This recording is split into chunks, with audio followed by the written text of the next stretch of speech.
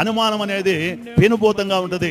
ఏంటి అంటే ఏమీ లేకపోయినా, ఇప్పుడు మన కాపురాలు కలకాలం నూరేళ్లు వర్దిల్లాలంటే ఏం చేయాలి? భార్య మీద భర్తకు అనుమానం రాకూడదు, భర్త మీద భార్యకు అనుమానం రాకూడదు. కొన్నిసార్లు పొలం వెళ్తారు, లేట్ అవుతుంది, ఉద్యోగానికి వెళ్తారు, లేట్ అవుతుంది. లేట్ అయినప్పుడు మరి దేవుని బిడ్డలారా, ఇంటి దగ్గర ఉన్న సహోదరి, నా యజమాని పనికి వెళ్ళాడు, లేదా ఉద్యోగానికి వెళ్ళాడు, లేదా ఫలానా చోటుకి వెళ్ళాడు, వ్యాపారానికి వెళ్ళాడు, అక్కడ ఎందుకు లేట్ అయిందో ప్రభువా, నువ్వు నా యజమాని సురక్షితంగా తీసుకురా ప్రభు అని ప్రార్థన చేయాలి. అంతేగాని ఏంటంట వచ్చే టయానికి నువ్వు రాలేదు, ఏంటేదో సాకులు చెప్పినట్టున్నావు, ఏమైందంట ఈ మధ్యకాలంలో నువ్వు అన్ని తేడాలు చేస్తున్నావు అని చెప్పేసి అని లేనిపోయినటువంటి విషయాలన్నీ కూడా ప్రారంభించి ఆ కుటుంబాలు ఇదంతా చెప్పేది వాళ్ళెదురు కాదు, ఆలోచన పెట్టేది అది కాదు.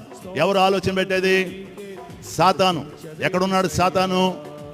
ఏదైనా తోటలో మధ్యలో ఉన్నాడు. 127వ కీర్తనలో చివరిలో ఉన్నాడు. మన మధ్యలో భార్య భర్తలకు కూడా మధ్యలో ఉండి ఏదో జరిగి ఉంటుంది.